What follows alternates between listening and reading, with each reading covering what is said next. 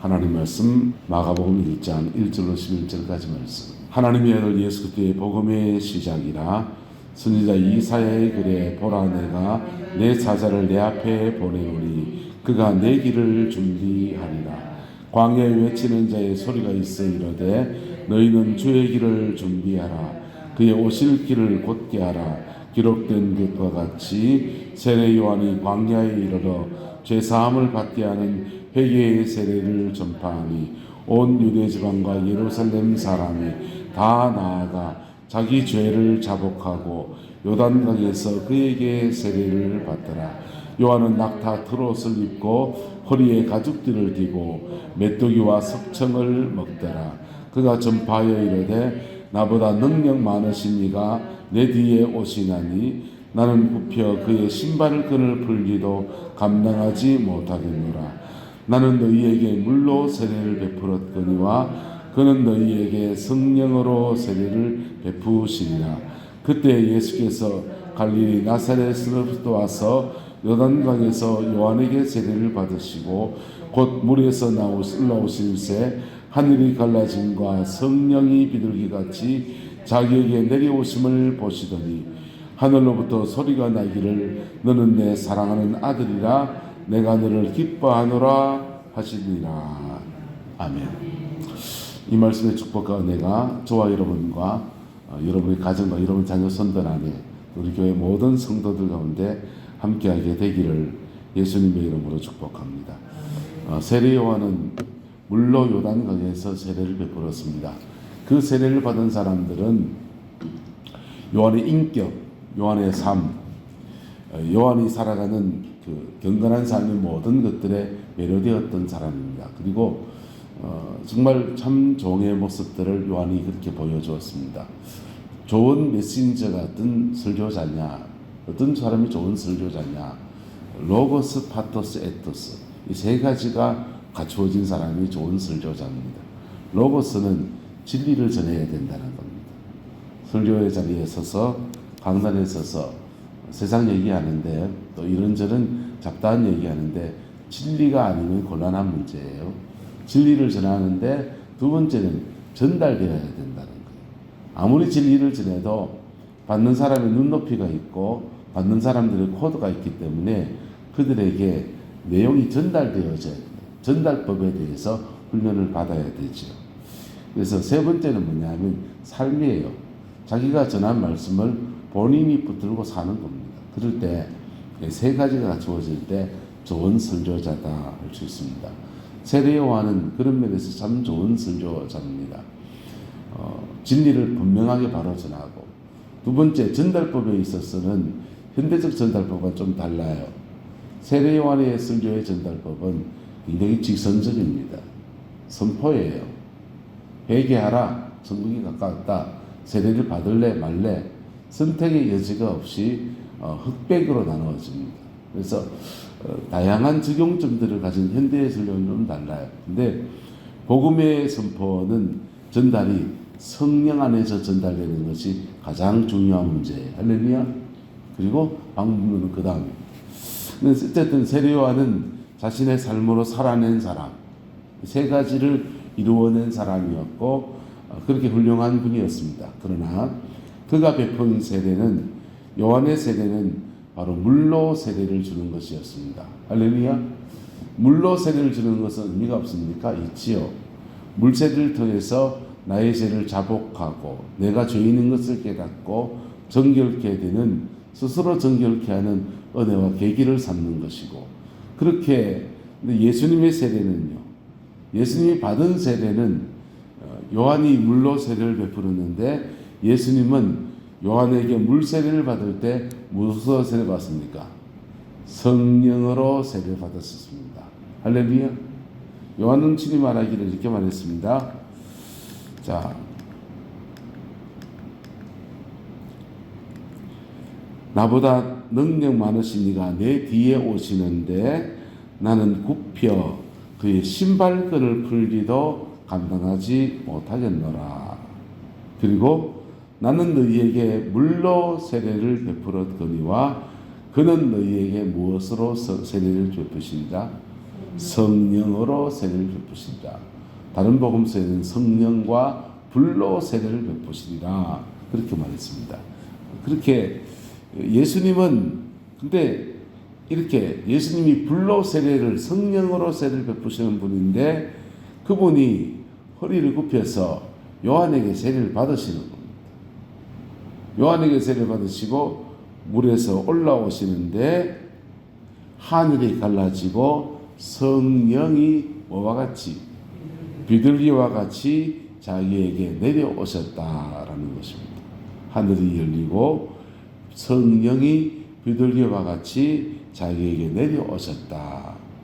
그리고 하나님의 음성이 들리기를 너는 내 사랑하는 아들이야 내가 너를 뭐하노라 기뻐하노라. 할렐루야. 자, 예수님께서는 요한에게 물로 세례를 받으실 때 그때 하나님이 동시에 성령의 세례를 예수님에게 베풀어 주셨습니다. 그리고 이때부터 예수님은 메시아적인 사역을 펼쳐 나가요. 성령이 저와 여러분들에게 깊이 임하는 것, 그것을 성령 세례, 무슨 세례요? 성령 세례. 내가 종교적인 의식 안에서, 교회 안에서 옛날에는 학습받고 세례받고 있지 않습니까? 근데 요즘은 학습은 없어졌고 이제 세례만 주고 그 다음에 이제 교회에서 할 일은 세례를 주는 것입니다. 근데 정말 해야 될 일은 무엇입니까? 성령의 세례가 이루어져야 합니다. 할렐루야. 성령의 세례는 어떻게 이루어지느냐? 옛날 교회는 학습받고 교회에서 세례 문답할 때 장로님들이 우리 오셔서 이런저런 얘기 질문을 하고 세례 교육을 하고 세례 질문을 하고 예 하고 주일날 모든 성도들이 보는 데서 누구 일어서세요 하고 선서합니다. 하나님의 말씀을 성경 말씀 하나님의 말씀을 좀 믿습니까? 네 믿습니다. 고백하고서 그렇게 교회 공적인 고백들을 인정하고 받아들이면 그때부터 그분은 이제 세례를 주어서 누구는 우리 내남제일교회 세례교인 된 것을 선포합니다. 할 때 세례교인이 되는 것입니다. 근데 정말 진정한 세례는 뭐냐 하면 한번 따라합시다. 나는 죽고 예수로 사는 것. 진정한 세례는 물에 들어가는 나는 죽고 그 다음에 거듭난 물속에 다시 살아난 나는 사는 것. 그래서 물세례는 성령 세례를 가지고서 의식화시켜 놓은 거예요. 의식화시켜 놓은 거고 의식은 본질이 있고 의식을 하는 겁니다. 그래서 성령 세례와 물 세례는 함께 이루어져야 합니다. 할렐루야. 함께 이루어져야 되는데 그 성령의 세례는 어떻게 이루어지느냐? 성령을 받아야 되는 거죠. 성령은 어떻게 받습니까? 예수님이 니고데모에게 묻습니다. 니고데모가 예수님에게 묻습니다. 어떻게 해야 하나님 나라에 들어갈 수 있습니까? 그때 예수님께서 말씀하십니다. 사람이 거듭나지 아니하면 천국을 볼 수도 없다. 아니, 사람이 거듭나다니요. 그렇다면 어머니 뱃속에 다시 들어갔다 나와야 됩니까? 이렇게 질문을 합니다. 예수님께서 이는 이스라엘 선생이 되어서 니고데모는 유대의 관원이에요. 똑똑한 사람인데 이스라엘 선생이 되어서 어떻게 그것도 모르느냐 하면서 성령으로 태어나는 것을 말씀합니다. 그래서 성령 세례가 중생 거듭나는 거다. 이게 장로교회단의 고백입니다. 성령 세례는 거듭나는 거다. 물 세례는 뭐냐? 거듭남을 의식화시켜서 교회에서 공적으로 행한 거다. 그래서 교회에서 공적으로 행한 것이 구원을 주느냐? 안 줘요. 내남제일교회 세례교인입니다. 내남제일교회 재직입니다. 심지어 내남제일교회 목사입니다. 그런다고 구원을 주는 것이 아닙니다. 구원은 거듭남에서 오는 것입니다. 할렐루야. 그래서 진짜 거듭남이 일어날 때 성령의 세례가 펼쳐지는 거예요. 근데 순복음교단은 좀 다릅니다. 순복음교단은 중생과 성령 세례를 구분합니다. 중생은 예수 그리스도를 마음의 구주로 영접하는 것을 그분들은 중생이라고 하고 그 다음에 성령의 체험을 하면서 방언의 은사나 성령의 은사나 다양하게 몸으로 임하시는 성령의 역사를 경험하는 것을 성령 체험을 그것을 그 성령 세례라고 그렇게 해요. 그래서 중생과 성령 세례를 구분해 버렸어요. 그분들은 우리 장로교회는 중생과 성령 세례를 한 개로 봅니다. 한 개로 보든 두 개로 보든지 그거는 우리가 구분하는 거고 본질적으로 중요한 것은 정말 성령 안에서 거듭남이 일어나야 한다는 것입니다. 할렐루야. 거듭날 때 성령의 체험이 일어나서 방언을 하기도 하고 영계의 눈이 열려서 영안이 열려서 영의 세계를 보기도 하고 영의 음성을 듣기도 하고 성령으로 주는 꿈을 꾸기도 하고 여러 가지 현상이 일어납니다. 계시가 오기도 하고. 근데 그거는 부차적인 거고 일어나든지 안 일어나든지 간에 중생 거듭나야 한다는 것입니다. 할렐루야. 그 은혜가 저와 여러분들 가운데서 확실해지게 되기를 예수 이름으로 축복합니다. 내 남자에게 성도들 가운데서 확실해지기를 그리스도 이름으로 소망하고 간구합니다. 교회 안에서 이것이 희미한 분들이 더러 많이 계십니다. 70년대까지는 교회에 성령 체험한 사람이 너무너무 많았습니다. 새벽에 목사님이 와서 말씀을 전하기 전에 밤에 먼저 한 따까리 했어요. 온 밤새도록 철야하시는 권사님들이 계셔가지고는 그분들이 밤에 울고 불고 저는 어릴 때 교회를 안 다녔는데 집이 이제 교회 바로 옆이었습니다. 교회 바로 옆인데 옛날 집이 얼마나 허술한지 방에 누워 있으면 예배당의 소리가 다 들리는 거예요. 그러면은 새벽 늦게 되면은 왜 그래 우는 소리가 많은지 이리 울고 어리 울고 막 엉엉 울어져 있는데 아니 저분들은 왜 저래 우는지 이해가 되지 않았습니다. 근데 교회를 다니면서 몰랐죠. 뭐 시험이 없으니까 목사가 되고 신앙생활이 좀 더 이렇게 되어지니까 고비고비마다 우는 사람들을 만납니다. 들어 내가 울지도 않습니다. 주님을 만날 때 하나님의 은혜가 임할 때 그래 우는 거죠. 근데 그 우는 소리들이 새벽 5시 이후에 들리는 소리가 아니에요. 주로 언제 들리냐? 새벽 2시, 3시 이때 웁니다. 그래서 오밤중에 남잠 딱 깨우고 왜 울었었노? 속으로 그랬습니다. 그런데 밤에 목회자가 와서 새벽 예배를 인도하기 전에 미리 밤에 기도하던 분들이 자기 기도 양이 새벽 기도 때 안 차고 또 새벽 기도 때는 장로교들은 전통을 따라서 조용히 기도를 시키니까 그렇게 기도하다가 속이 이제 우라통이 안 치밀어 오르고 하니까 속이 이렇게 안 풀리니까 밤에 와서 혼자 철야하는 겁니다.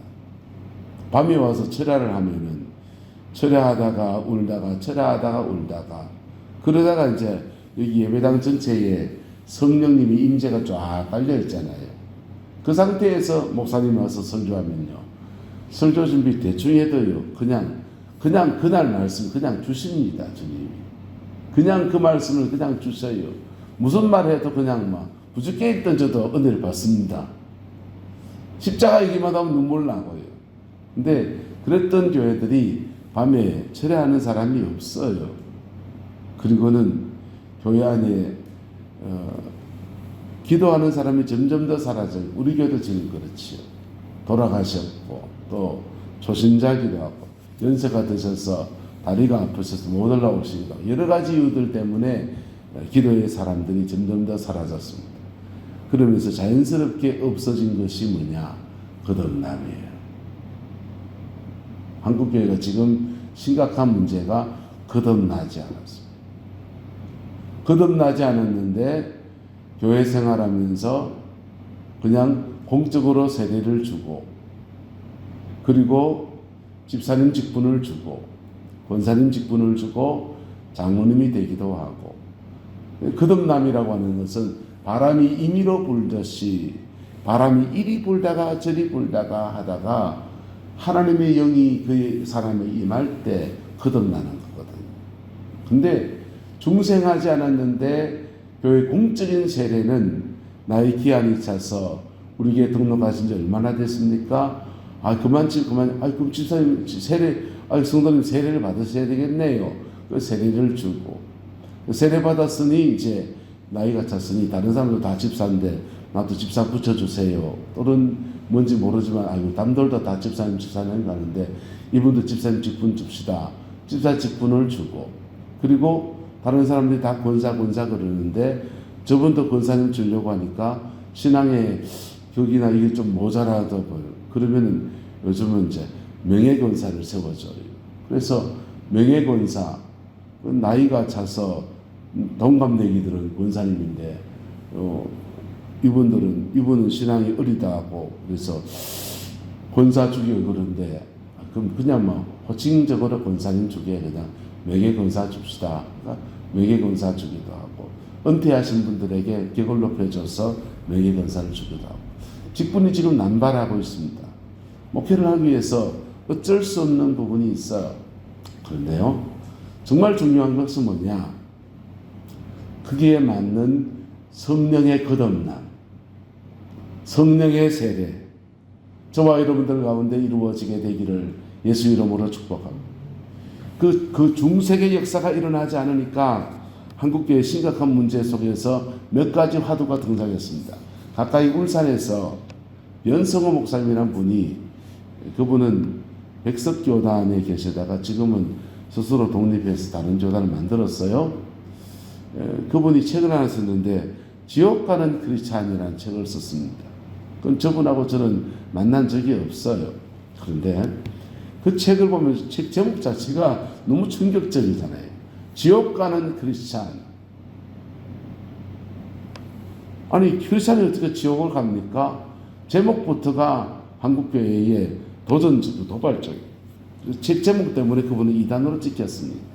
내용을 읽어보면 그렇지 않아요. 내용을 읽어보면 한국교회 안에 정말 거듭남이 없이 그냥 시간 지나서 세례주고 이런 사람이 너무 많아졌다는 얘기를 하고 있는 거예요. 그리고 정말 거듭나야 된다는 얘기를 하고 계신 거예요. 그분은 장로교 간판을 달았지만은 원래는 성결교단 출신이거든요. 성결교단에 4가지 화두가 있습니다. 중생, 성결, 신유, 재림 4가지 화두가 있는데 첫 번째 화두가 중생, 거듭나야 된다. 이 얘기를 장로교단에 와 보니까 이 문제가 있다 싶어서 책으로 쓴 게 너무 도발적으로 쓴 거죠. 그분은 도발적으로 해서 이단으로 정죄당하고 굉장히 곤욕을 치렀습니다. 근데 조금 더 약하게 말하는 사람이 있습니다. 김용희 선교사님이라는 선교사님이 돌아다니면서 이렇게 이야기합니다. 한번 따라합시다. 너를 변화시키지 못한 복음이냐? 너를 변화시키지 못한 복음이 복음이냐? 이렇게 화두를 던지는 겁니다. 사실은 같은 현상을 얘기하는 거예요. 교회를 다니고 있는데 나를 변화시키지 못한 복음을 가지고서 복음이라고 들고 있는데, 거꾸로 말하면 너 정말 복음을 경험했느냐 이 얘기잖아요. 너 정말 복음을 경험했느냐? 그렇다면 왜 안 변하고 있니? 이 얘기를 하는 것이지요. 여러분, 요한은 물로 세례를 베풀었고 오늘날 목회자들도 요한과는 인격과 삶이 다르지만은 교회의 공적인 세례를 통해서 물로 세례를 베풉니다. 그러나 그것으로 충분하지 않습니다. 내 영혼이 십자가의 은혜 아래에서 회개하고 내 마음의 깊은 상처를 하나님 앞에 토해놓으면서 중생, 거듭남이 일어나야 합니다. 할렐루야. 그리고 성령의 체험, 방언을 하고 은사를 경험하는 성령의 체험도 그 뒤에 일어나는 것입니다. 저는 방언하고 성령 받고 은사 받는 사람들이 부러웠고 그런 체험들을 이렇게 교회에서 하게 되었고 기도원을 들어다니면서 그런 체험들이 강화되었습니다. 그래서 은사 있는 사람들은 다 중생했다고 생각을 했더랬어요. 그런데 목회를 하면서 여러 사람들을 만나보니까 은사 받은 사람들 중에 이상한 사람들이 있어요. 은사를 사모한다고 쫓아다니는 사람들 중에 이상한 사람이 있어요. 저 사람이 정말 성령 체험을 했다고 하는데 정말 거듭났는가? 이런 질문이 들어지는 사람들이 있습니다. 그거는 성령을 안 받고 악령을 받아서 그런 사람도 있고, 성령을 받았는데 자신의 삶이 전혀 변화되지 않는 사람들을 볼 때, 또 성령을 이익의 도구로 사용하는 사람들을 볼 때 그런 생각들이 들었습니다. 여러분, 그래서 거듭나고 난 뒤에도 가야 될 여정들이 있어요. 하지만 거듭나야 한다는 것입니다. 거듭나야 한다는 것입니다. 거듭나고 난 뒤에도 믿음으로 살아가야 될 삶의 여정들이 있고, 그 속에서 바르게 성령의 세례를 받는 것도 필요한 여정이지만, 성령 충만, 순복음교회 성령 세례에 관한 것들을 장로교회에서는 성령 충만이라고 그래요. 함따라합사 성령 세례, 중생 같이 봅니다. 그 다음에 성령 충만. 그래서 한 번의 성령 세례와 계속적인 성령 충만, 이게 장로교단의 교리입니다. 교리가 어떻든지 간에 오늘 우리가 주의 성령 안에 충만해지고, 그리고 그 성령 안에서 믿음의 삶을 살아내는 중에 날마다 주의 성령이 우리 가운데 충만히 임하시게 되기를 예수 이름으로 축복합니다. 기도하겠습니다. 좋으신 아버지 하나님, 주님의 은혜와 사랑을 감사합니다.